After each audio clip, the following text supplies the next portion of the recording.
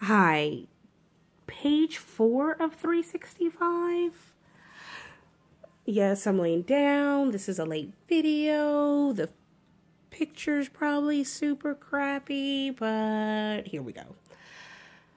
Basically, the reason of this video is about relationships. Now, I just got off a phone talking to one of my good friends for an hour, and she always rushes into relationships. She's been married more than once, and she's had a couple more relationships than have had, and out of all of our friends, I call her the compulsive one, and I guess I'm the more reserved one when it comes to relationships, when telling people I love them, when saying this is it, this is the bee's knees, blah blah blah.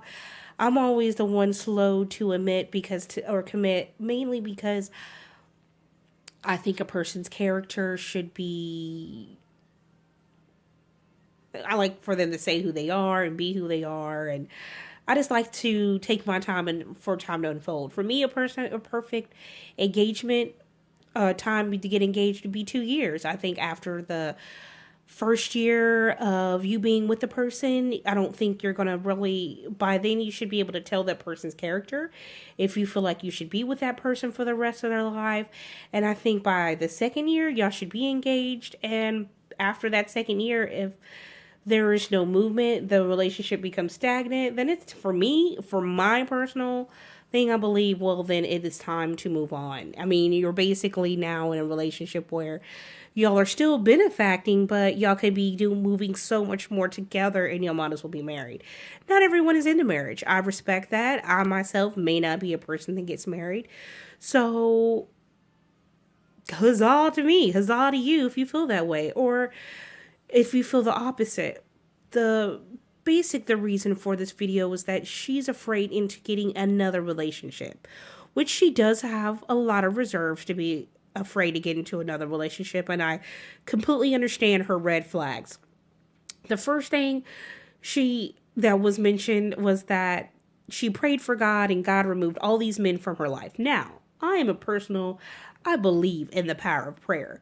But when it comes to emotions, the power of prayer can be tricky, because if you already have had a past relationship with this person, which she has had, and she prayed that God remove all these men from her life, even though some of them had still tried to be in her life, and she cut them off because she wanted to get back into a relationship with this guy. So it's like she really didn't listen to God's voice because she didn't let God move her to him. She kind of said, well, I want to be with him, so I'm going to move everybody else. If you do pray to God for a man, make sure you be totally 125% specific in the man you want God to send you. Because if you say, God, I just want a man that loves me and a man that take care of me and my family, a drug dealer can do that. A drunkard can do that. An abusive can do, someone that's going to abuse you physically and mentally can be someone that is a good caregiver and that would take care of you. And why, you may say, God would send me a man like that? Because not only God listens to your prayers, Satan also listens to your prayers. He's here to steal, kill, and destroy. Okay, now I'm off the religious tip for those of you out there who aren't religious. 2. Love is always a great feeling. Some people are addicted to the feeling of love, and which I accused her of. I said that you're addicted to the feeling of love, and once that feeling of love is over, then you're miserable. And a lot of people are addicted to that feeling. And they may have, and if you're one of those people, you may have a lot of strings of relationships. And after the first couple of months, the feeling kind of dies away because there's no more sizzle. Now it's time for you to actually have to work at the relationship. And not a lot of people are good at working at a relationship. But I feel that for a person to move strides and to get over a relationship or try to move forward for a relationship, and you want to see what happened in the past and how can you move forward, you kind of have to take your heart out of the equation and write it down on a piece of paper. If you have had a lot of men who have cheated on you, why would you think it was you? Why would you feel that his infidelity is the reason why you shouldn't get into another relationship? That is ludicrous. Because you think because a man couldn't keep his penis in his pants, you feel like, if I get into another relationship, what if this guy cheats on me again? Did you call the girl he cheated upon up? Did you say, hey, I'm going to be there I'm leaving at 5:30, you can come fuck him at 6:30?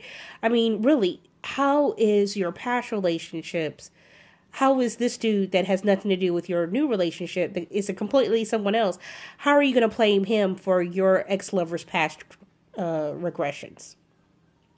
You can't. Then it is your fault. If you're waiting for him to be like your ex-lover and just waiting for that to happen, then yes, you would be the cause of the end of your relationship. Also, you kind of just have to think of it logically. I mean, yes, your heart is a big factor if you find yourself falling for someone, but you're afraid that he may be like your exes. Take out a pen and paper.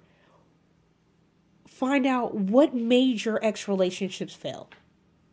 What made them fall apart? And you have to be brutally honest with yourself when you do this. I mean, you may cry a little bit, you may be upset, but you will be able to save your relationship and you'll be able to find a happy relationship and move forward and realize every retarded, funky relationship that you've been in that failed wasn't you. It was the fact that you kind of like guys that are that way, which is not your fault, because some guys that you may find that may almost fit your cookie cutter standard may actually be different from the next guy. I mean, all mics aren't the same. All guys that ride motorcycles aren't the same. All black dudes, white dudes aren't the same. So just say that if you're into black guys that play basketball and every black guy that played basketball cheated on you, it doesn't mean this new guy that plays basketball that's black is going to cheat on you. But if you treat him like he's going to cheat on you, if you don't think with your heart, think with your mind how different he is from these other guys, then you are going to end up ruining your relationship. So before you ruin an awesome relationship that you see on the horizon and you're afraid, and you need to just take a moment and just find out why your relationship failed and find out how you can improve, because every relationship is a learning experience. Tea out.